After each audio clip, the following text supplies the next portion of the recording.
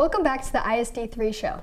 Today we're taking a look at the Truman Van Horn football game, class ring ordering, and the fallout from the unfortunate threats to our schools. On Monday, word started to spread of a Snapchat post that made targeted threats to several area schools. Arrests were made in connection with the post, but they originated from outside Independence. Ultimately, school remained open. However, threats like this have become all too normal. I'm here at Van Horn with freshman Chance Jensen, here to ask him questions about the school shooting threat recently. What was your opinion when you first heard about the threat? It made me very anxious, made me feel unsafe at school. Really didn't know what to do about it. What would your opinion be if there actually was a school shooting at this school? I'd probably look down on the school and down on the security for not keeping a better eye out for it. Did you expect these threats to happen so early into the year?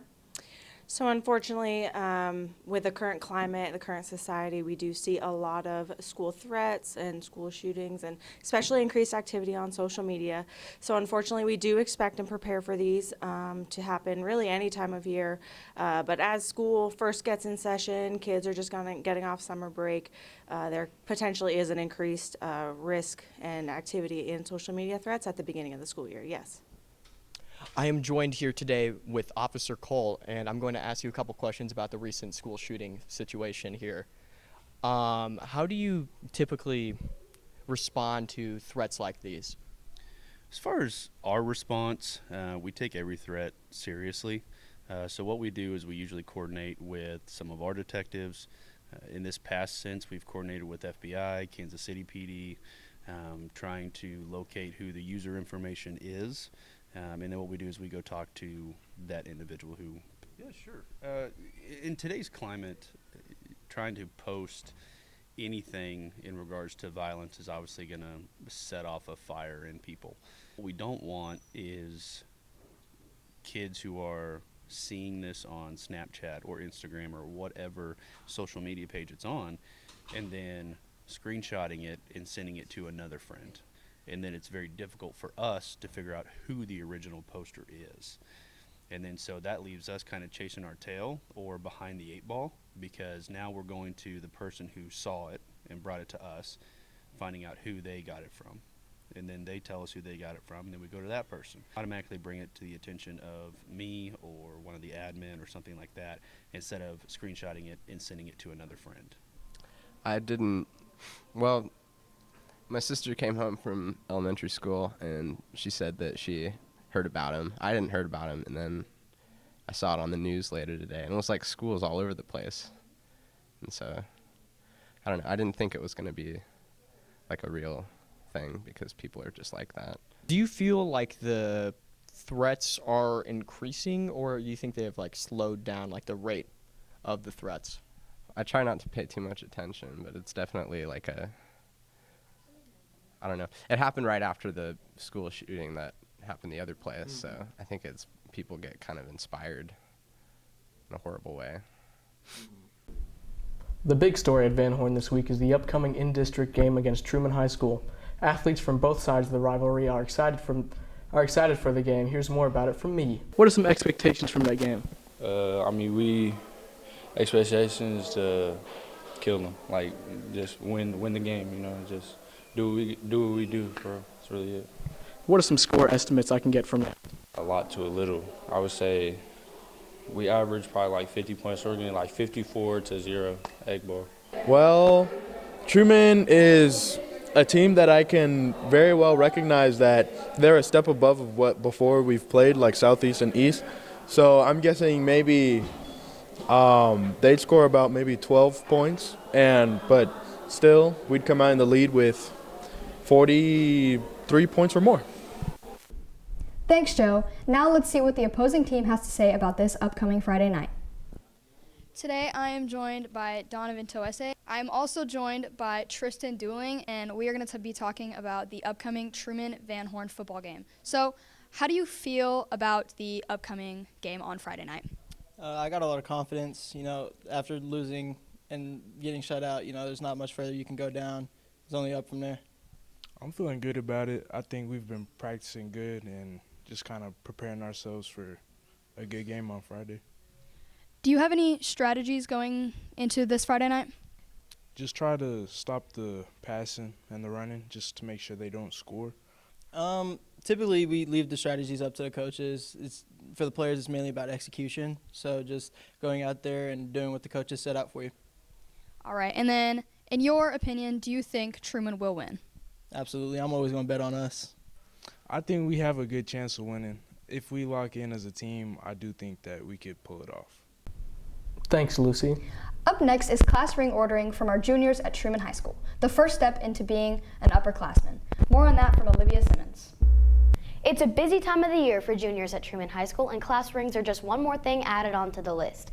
I caught up with some current students and Truman alumni to talk about the process. So being a Truman alumni, have you noticed anything different about the process of buying a ring now than when you were in high school?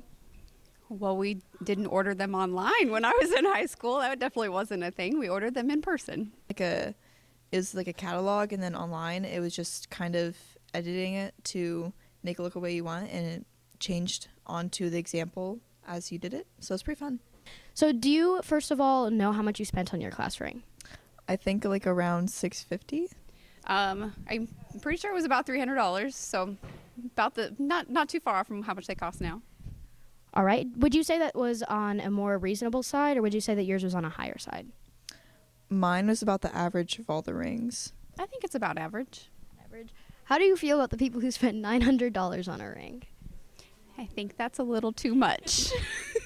I don't get why you spend that much. Like, dude, it's just a ring. Chill. Like, but I mean, if you got the money, you do you. Is there any specific design that you really wanted on your class ring that you think really represents you? I did the dance team one because I'm on the dance team. I'm there all the time. That's represents me a lot. On my ring, personally, I got like a bunch of stuff, like related to God, right? I put a cross on mine. I put like a Bible verse on there. Is there anything that you put on your ring that you really think still symbolizes who you are as a person now? I mean, I put cheerleader on there. I'm a very cheerful person, so I think that symbolizes me. Like. All right. And do you think was there anything on your ring that you wanted specifically just to represent you? Oh yeah. So on the. Thanks, Olivia. Now we turn to Chrisman to interview new head principal, Mrs. Denise Texter.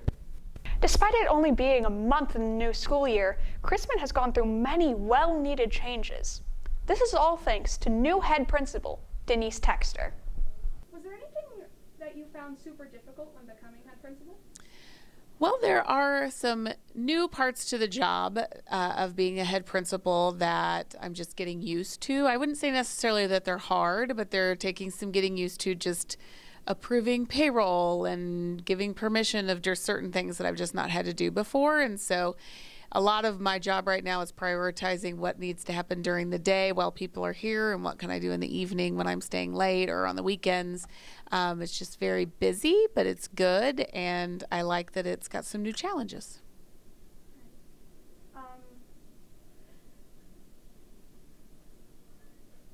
Is being an administrator very different than being head principal?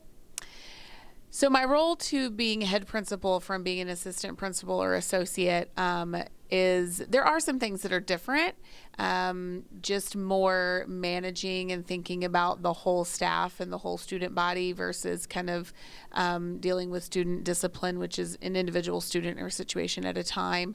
And so there's just been a little bit of change, not a lot. It's just probably just more. There's just more.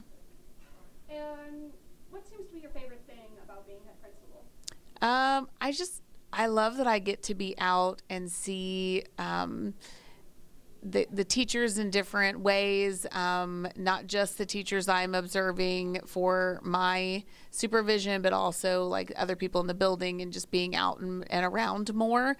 I'm pretty tied to my desk sometimes, but I really try to make myself get up and go and see and do. And I love going to the sporting events and walking around at lunch and just seeing everybody and greeting people in the morning. So kind of those out and about moments are just, they're great. And is there any major changes that you plan to make or have made already?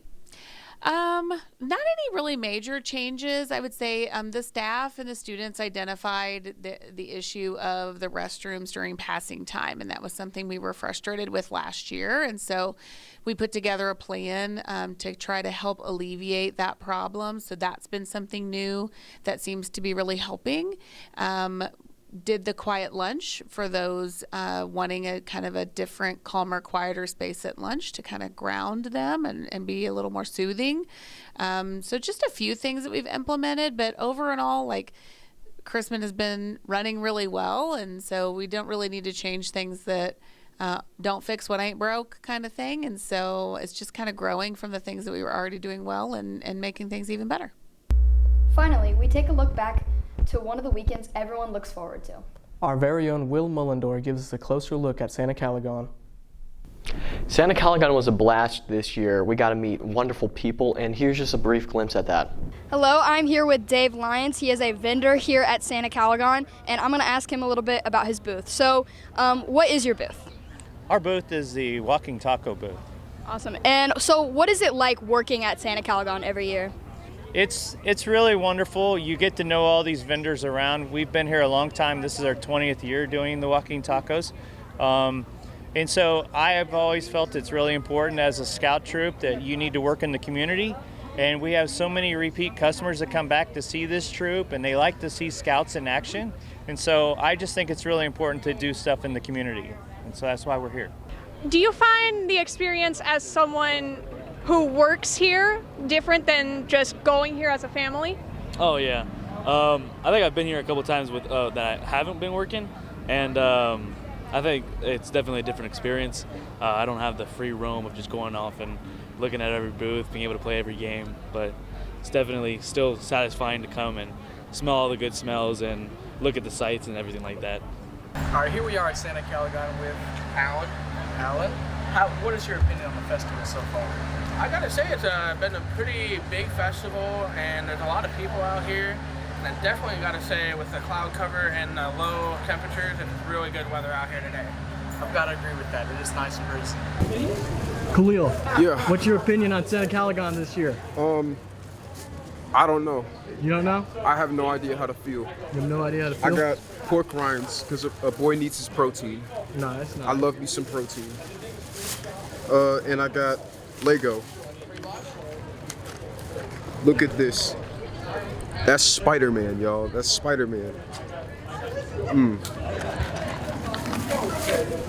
That's it. Thanks for joining us for the NEWS. We'll be seeing you again in 2 weeks.